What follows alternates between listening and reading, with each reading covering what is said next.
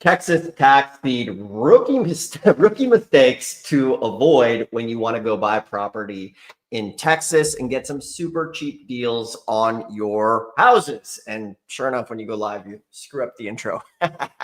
Let's tune in here today. I want to talk a little bit about some common mistakes that rookie investors make when they're going to Texas to buy property. Now, as you know, Texas is one of our favorite places to buy dirt cheap property at tax deed sales.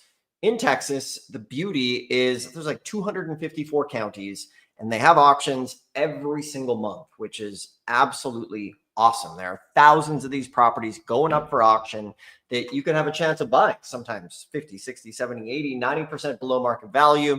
And the beauty of a tax deed property as an investment is the fact that it wipes out the mortgage, which is the old mortgage free, free and clear tax deed saying that's been around for a long time. So we want to go through and break down some of the biggest mistakes that rookies make that cost them money when they go to these tax deed sales. In a minute or two, we're going to bring in the auction master himself, Mr. Josh Blanchard.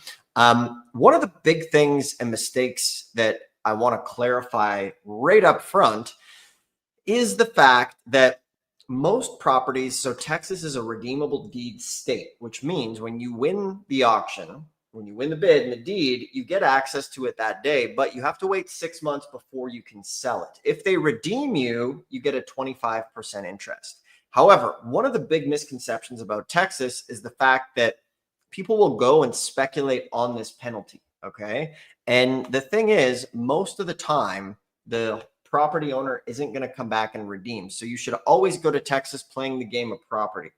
Now, if it is a homestead property, the redemption rate can obviously be higher, but you could have to wait up to 2 years for that interest rate. So always play the game of assuming you're going to get the property because, you know, over 95% of the time, that's going to happen. We've done tons of deals there and we've never once been redeemed. So kind of erase that because there's a lot of folks who might speculate on the interest and how much money you can make in Texas off of the interest rate, but don't go there to play the interest rate. That's not the game we're playing. We're playing the property game so you can buy cheap properties, whether you want to rent them out, get that residual income or flip them, make $5, $10, $50, $100,000 sometimes, depending on the margin of the deal. So today we're going to go through some of those rookie mistakes. And if you're just tuning in, it's Dustin Hahn here. And this channel is dedicated to helping you make money with tax lien and deed investing. I think we have over 3,200 videos now on this channel. We created the website taxlienschool.com, which is the #1 resource for tax lien and deed investors. Thousands of free articles. And for everybody who tunes in, we give away this book and all of the tax lien and deed directories. For everybody who tunes in, that is in the description below. So we're going to bring in the auction meister here himself. He's preparing. I can see him in the little screen tuning in today from his virtual office. Josh, how you doing today? Hey, good afternoon. Hello, hello. A little blurry, but we have the power of the internet. It's like you're an orb just floating in to share the wisdom here today. All right. So Josh is gearing up to go to this auction here in the next couple days. So we have boots on the ground. He's hopping on a plane here on Saturday. So this is the real deal. This is real stuff. We're going to this auction to bid. So we want to share with you some of the details. And for anybody tuning in, let us know where you're tuning in from. Who do we have here in the house today? What city, what state, what your name is, and we'll tailor and customize the stream as we go. Josh, right out of the gate here, looks like Jason's saying bought first tax deed auction. Nice. Needs renovation. Anyone interested in buying in Illinois? Well, Jason, tell us the deal. Let's see. You're in Vegas. Nice. How much did you buy it for? How much do you think it's worth? We love to hear those type of stories here. You probably won't find a buyer here because everybody wants the deal that you got, but you could inspire everybody for the deal that you did get. We can share a little bit some of our favorite places to find cash buyers here as we go, but curious what you bought it for, what you think it's worth would be great. So Josh, you're gearing up for this sale. Let's go through some of the big mistakes for the folks to avoid. Okay, nice. Yeah, so we've talked about this one many times before. Oh, nice. Jackson's given us some details too. Okay, great. 4K. Yeah, we've talked about 4K, 2 bed, 1 bath. Nice. That sounds good. What about the city there? If you can let us know the city or the zip, anything like that, or property address, we can take a look and then give you some tips. Oh yeah, Okay, and great. for the algorithm here today, all properties we're showing are public record. These are official county tax auctions. No private or personal information is being shared. This is for educational purposes, and obviously investing does involve some risk.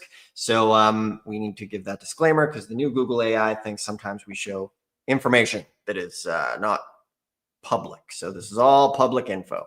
Anyways, back to you, Josh. Okay, nice. So Texas and actually Las Vegas now, they do some HOA sales, but Texas and Florida, those are two states where the HOA can foreclose on the property. And so, an HOA fee is usually going to be pretty, like something pretty small. Maybe there's a little bit of maintenance that you did to the property and it's not up to the HOA standards, or it could be something really trivial, like they require properties to be painted in this color, like a certain blue, and you painted yours in a different blue. And so oftentimes these actually start out quite small, and the HOA fine or fee might be $300. And so $300 isn't very much. And then after that, though, they actually do need to hire an attorney, and then there's interest and penalties. And so that $300 might accrue into $1,500 or $2,000, 2,500, 3K. And if the HOA does not get that money, if they don't get the all of the interest, like back penalties, lawyer fees, legal fees, everything like that, if they don't get that, then they do have the right to foreclose on the property. And so you'll find these kinds of tax sales, you'll find these kinds of HOA sales at tax sale auctions. And so in Harris County and a lot of other counties in Texas, they do bundle them all together, but they won't say anything about it. They won't say that this is a different kind of sale. They won't say that this isn't a tax sale. They'll just lump it in with all of the others. And so we've seen this happen time and time again where somebody buys a property at a tax sale in Texas thinking that it's a regular tax sale, but it's actually an HOA foreclosure. So I'm just going to highlight some of them here from the list. There's actually a couple that they look really great on paper. And so we've actually had the AI dial this list in for us, which is pretty great. Let me show you the original data. So this is what you can access for free online, Harris County tax sale lists. And so we get it into this nice format. We've got the account number, if it's a homestead exemption or not, what the opening bid is, the property type, and then the assessed value, and then whether it's a tax sale or if it's an execution HOA or just an execution judgment. So this is another kind. This is where somebody else is foreclosing on the property and they're doing it at the county tax sale, but it's not the HOA. And so these have really low opening bids. So for instance, this one here, it's got an opening bid of 10 grand and it's worth 8.3 million, which is a huge spread, but it's an execution judgment sale. So it's not the HOA that's foreclosing, it's somebody else, another lien holder. And so there may be a $6 million mortgage on this property. This one right here, the opening bid is 8.2K. Assessed value is 10 million. And so, yeah, who knows what is on there? Could be there could be nothing, which would be wild, or there could be a ton. And so here's the data. Here's what we get from the county. And so we take this, use AI, get it to put it into this spreadsheet for us, which is awesome. But here we've got a property. So opening bid is $26,000, and it's got a property evaluation of 135K. And so it looks really good. That's a decent spread. So let's find one that's even juicier. Let's actually find the juiciest one here. Okay, here we go.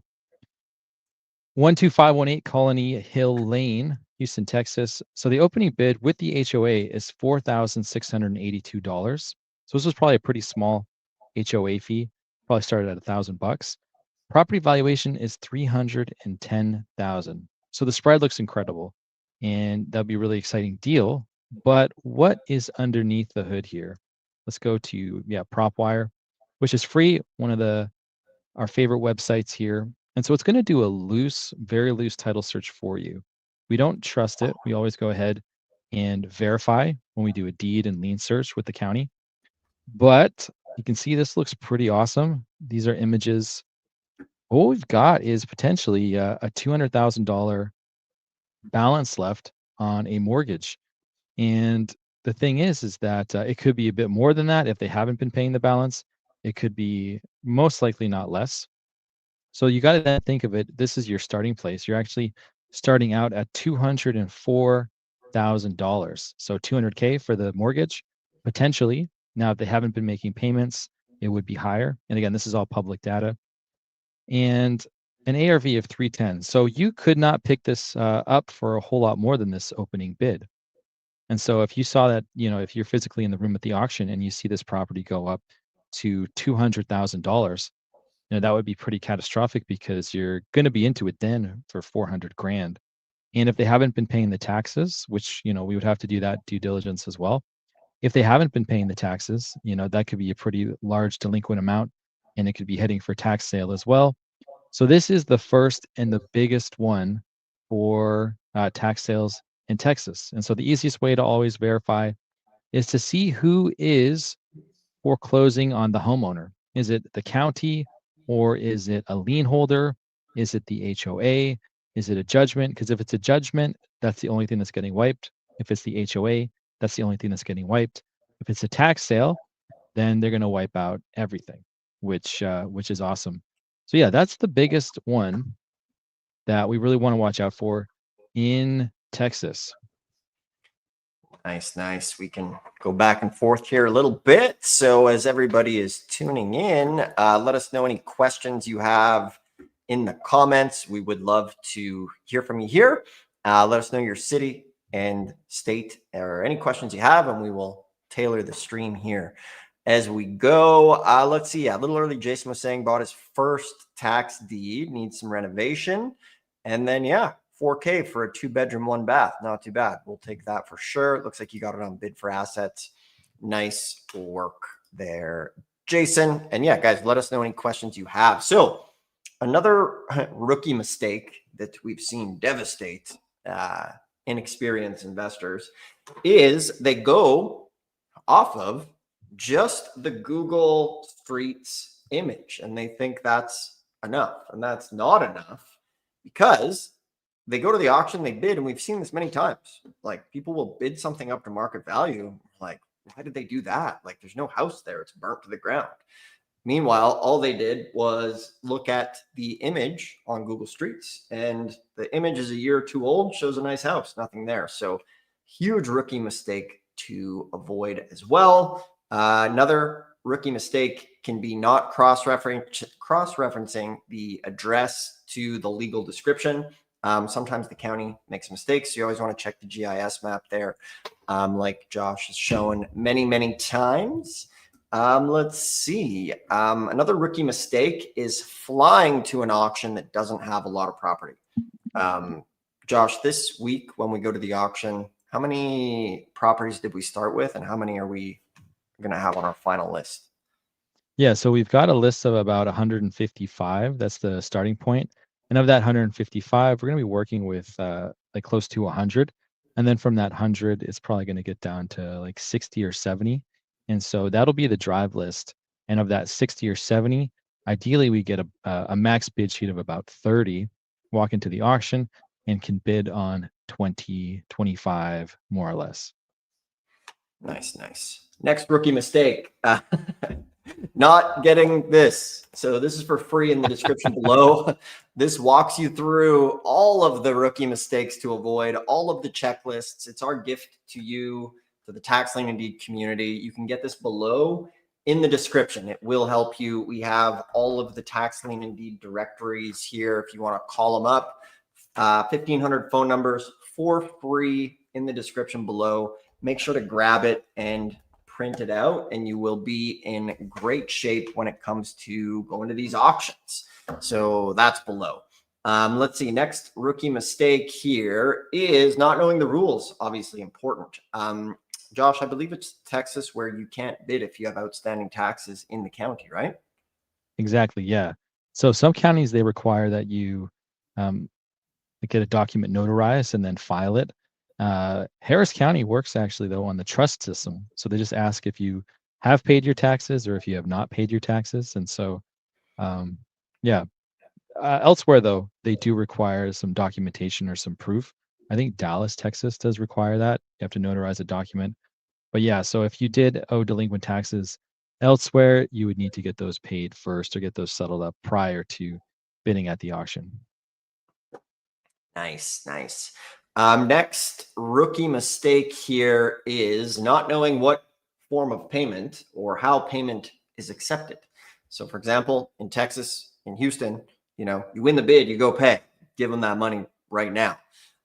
Some people make mistakes or they don't understand or they think they have time. Some auctions will give you an hour to go get your funds. Some places want 10% down and then you have 30-minute or 30 days to pay. So Texas, cash or cashier's checks ready to go. Otherwise, you can be banned from bidding in the future, blacklisted, and never to attend that auction again, or for however long it is. So make sure you know what's going on as far as what's needed to pay. The next thing you're going to need to know is how many days before the auction you need to register. Some places it's a month before, some places it's the day of. What's Houston now, Josh? Houston, you can just show up the morning of and register. You don't need to do any deposit. So it's very easy to participate in that tax sale. Because a lot of the online auctions in Texas on realauction.com, maybe the cutoff is like a week before and you need to put 2, 3, 4, 5K down as a deposit. So that's one of the nice things about Harris County. You can just register an hour before. You don't need any deposit. It's very quick, very easy. Nice. Yeah. Good tip there. Make sure to avoid anything that's landlocked or not usable. We've come across that many times. Something that has just no access to it, but it claims to have a high value. Very important there. Let's see. Rookie mistakes. Yeah. Understanding obviously the interest rate. Go to this property expecting to get it. We don't play the interest game in Texas. I do hear folks hypothetically talk about, 25% interest, way better than the bank. Texas, you should always be aiming to get the property because 95% of the time, you get the property. So that's going to happen. Very small instances where you don't. So important. But remember, in a tax lien state is where you get the interest rate. So half of the states are liens, half of the states are deeds. So we have the tax lien directory below if you want to hit up some tax liens for that interest rate and have more of a passive hands-off investment is the name of the game there for you, Corey. Thank you for that banner.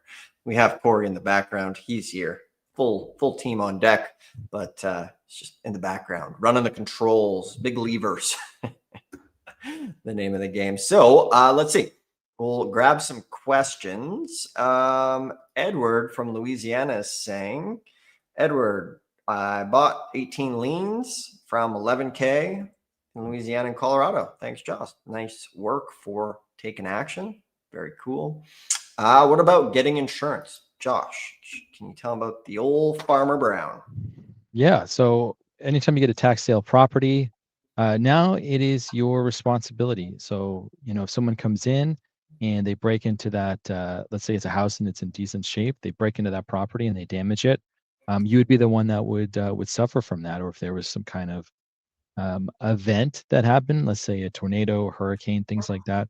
If you didn't have any vacant property insurance or any kind of insurance on the property, yeah, that could be pretty catastrophic. So another rookie mistake is just buying something at the tax deed sale and then forgetting to protect the asset. And so Farmer Brown insurance is usually going to be the best one for vacant property insurance.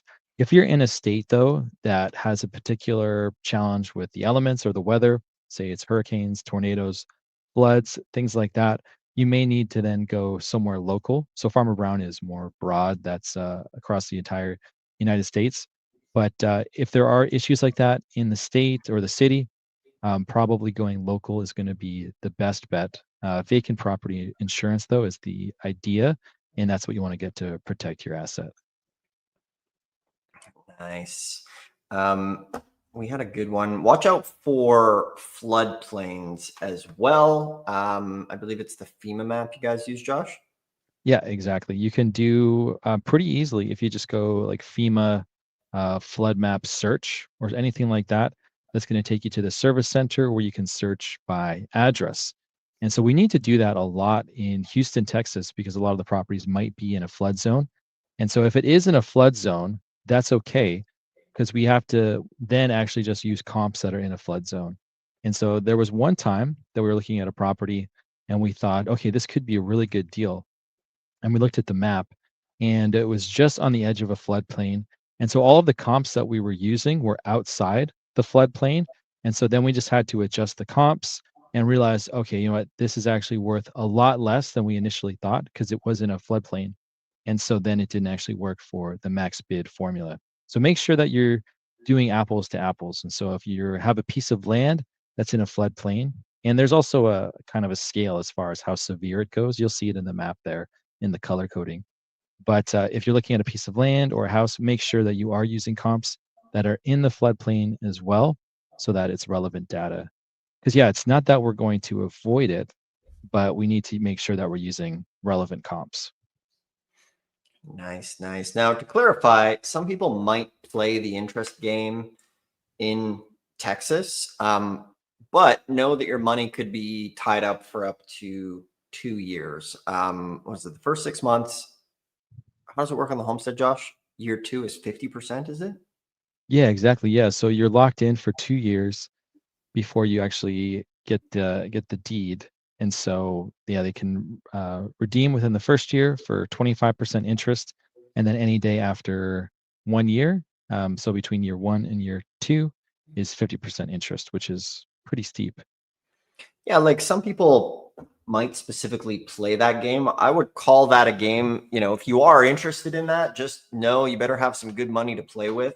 At least 100 to 200,000 plus, perhaps, because on these homestead properties, a lot of the times they're nicer and they're worth a lot more. So, you could bid up to 70, 80% of market value and get a pretty big interest rate or get like a 20% discount on that property if it doesn't redeem. So it just kind of depends. But one of the things I've just heard a lot is like, oh, if you invest 10 grand in Texas, you're going to get 25% interest. Like, no, odds are you're going to get the property. So we want to clarify that here for you. So for most of you guys watching, avoid the homestead properties.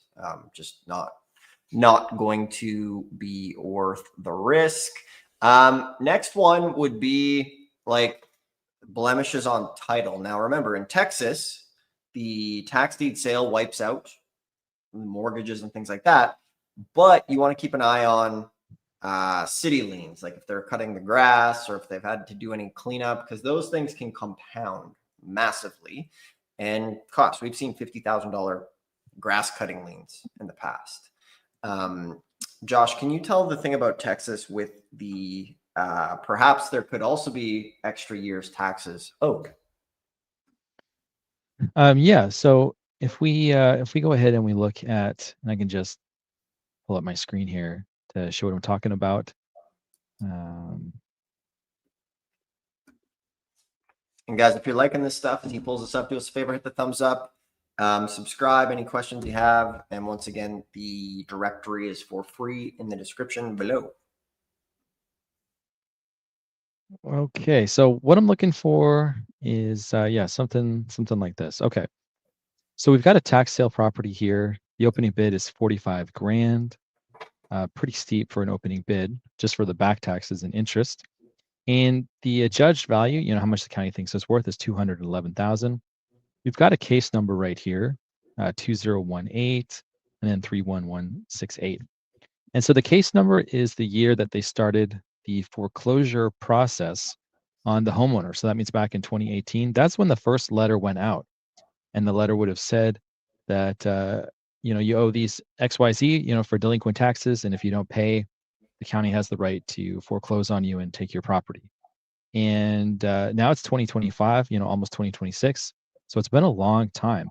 And so the older the case file, the more risk. And so you just kind of remember that as a rule of thumb across any Texas tax sale, because usually you don't see that in other states. Usually you're just dealing with properties that have been delinquent for 1 year, 2, 3, 4, 5 max. But in this case, this is pretty old. And so once we click more details, they do make that a bit easier to show. And so the tax years in this judgment are 2015 to 2018, which means that they are not including 2019 up to 2025. And so it's a bit deceptive because the opening bid does not include all of the back taxes. And so to find out what the actual amount is due, the total amount, you would just go to the tax assessor website, or my apologies, the tax collector website, and see what the entire amount is that's due. And it's going to be bigger than this because, $211,000 back taxes, 2018, 19, 20, 21, 22, and interest and penalties and all of that. It's going to be more. So that's something that you want to watch out for, specifically in Texas, and you don't have to worry about that in a lot of other states, because California, 5 years, there's not this backlog, and then it goes to the tax sale. Michigan, a few years. Yeah, so most states it's just a few years, but you've got a lot of outliers in the state of Texas. Nice. Let's see. Yeah, you want to also be aware of bad neighborhoods. So you can use what do you call it? areavibes.com. You want to make sure, avoid anything that's in a terrible neighborhood or the surroundings are bad. We've seen properties that looked okay, but then there's like junky houses with like 6 dogs on each side. Stuff like that can be challenging when you get into Texas. So those are some basic things to keep in mind. Also, when you win the bid, make sure go to the property right after, secure the property if you need to lock it up or put some boards on it. Another thing is if you get a property at the auction and there's a renter in it, you can start collecting rent right away. We've seen that many times before. So that's very important as well. And then another mistake is judging one auction as if that's every single auction. So we see many times people comment like, oh, I went to this auction and everything got bid up. This stuff doesn't work. If it works so good, why isn't everybody doing it? Right. Guys, there's 3,300 counties. There's like 5,000 auctions per year. If you go to one auction, doesn't work out, go to another one. I always give the example. It'd be like the equivalent of a man trying to find a wife, goes to the bar, walks up to a lady and asks her out, and she says, sorry, I'm married. And then from that day forward, he's like, oh, don't talk to women. They're all married, right? People do the exact same thing at these auctions where they go to one and they don't get a property and they get all sad. So go to many. There's hundreds, thousands of these auctions. Many of them are online. Josh, somebody was saying here off the top of your head, some of the ones that are on Bid for Assets. Yeah, so Bid for Assets is I think there's one county maybe in Texas that's on Bid for Assets, but Bid for Assets for the most part is going to be like Washington. It's going to be California. It's going to have some Pennsylvania. Those are going to be the big ones on Bid for Assets. For Texas, though, you're going to want to have MVBA or realauction.com. And there's one county on gov.ease, but yeah, everything else is on realauction.com. Nice. Somebody's saying, will your AI find judicious municipal liens and encumbrances? So the AI won't necessarily be able to do a search for us, but what it can do is it will instruct you where to go, how to do it, and then it can actually review what you're looking at. And so any of the PDFs that are found, any of the documents, anything that you find, you can upload into the AI, and then it can do that. But as far as being able to go in and actually manually go through, that's probably something that will be happening soon, because there is like an agent mode where it can do things on your behalf. But to be able to go in and to look through the actual data, it can't do that yet. But it can do everything as far as directing you where to go, what to look for, and then actually review the documents that you find. Nice. Good stuff. Good stuff. All right. Well, we're gearing up for Texas. Josh is going to be heading out here this Saturday. So if you want to join, I think there might be one slot left. Below this video is a link to schedule a call. If you guys ever want to join us, boots on the ground, get some hand-holding help at these auctions, we are here to do that. Our goal is to provide the Tax Lien Deeds community with as much free information as possible. We do that through these thousands of YouTube videos. Our site, taxlienschool.com, has a free interactive map, everything you need. Below, we have the National Tax Lien Deeds, the full mini course below to help you get started. It is the best one in the game. It's in the description below. And then from there, if you ever want to join us at a live auction trip, you can schedule a call, or if you want help building an AI, or if you want us to help you just find properties before the end of the year, then you can schedule a call below and we can see if that's a fit. So that's all below in the description. If you like this stuff, hit thumbs up, subscribe, and yeah, we'll keep this one a bit shorter here today, and we'll see everybody here on the next one. All right, guys. See you soon.